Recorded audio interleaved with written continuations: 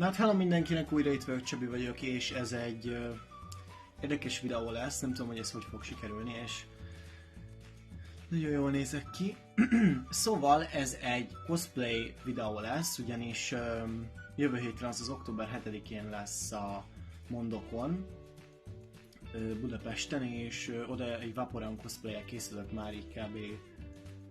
Hát több mint egy éve most már, és most megmutatom, hogy harmadjára egyébként hogyan festem ki magam. Aki követi Instagramon, vagy esetleg Facebookon ismerős, előfordult, az akkor láthatta, hogy megcsináltam párszor ezt a cosplayt, a sminket is.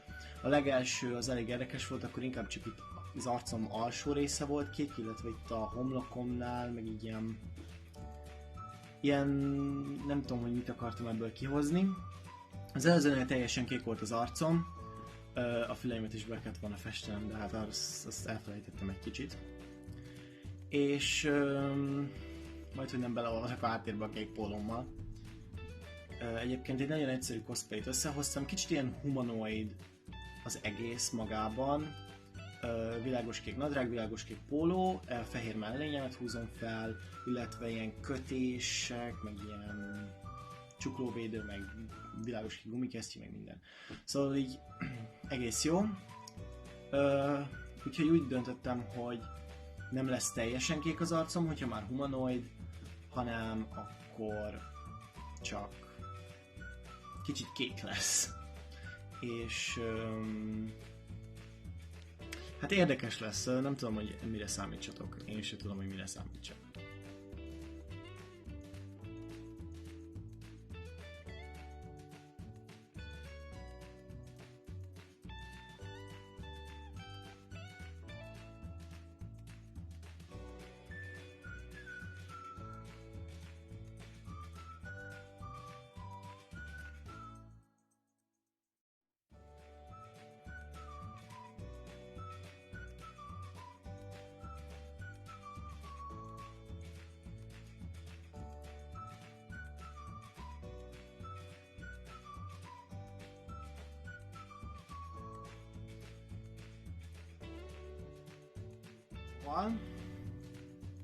Ez a teljes smink.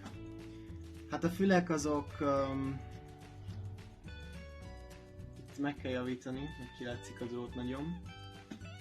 És a gumikesztyűben nem vagyok biztos, mert gyűrődik, szóval ezt lehet el fogom hagyni. De ennyi lenne a smink, ugyebár, és ja, még kötések lesznek majd a kezemen. Aztán más igazából nem is fog kelleni. És akkor ez lenne az én Vaporeon cosplay make-up tutoriálom. Még nem volt annyira tutoriál, mert igazából nem történt semmi nagyon. Piszket a szemem alatt. Nagyon szar ez az arcfesték, vagy testfesték igazából, ez testfesték. Nagyon rossz. De ez van, ezt kell szeretni, ezt kell használni. Na mindegy. De egyébként nagyon jó, hogy így megcsináltam ezt a kis szájrészt. Na de, hogyha tetszett ez a videó, még egyszer egy lájkkal jelezzétek, iratkozzatok fel a csatornámra, hogyha még nem tettétek volna meg, és akkor találkozunk legközelebb is. Sziasztok!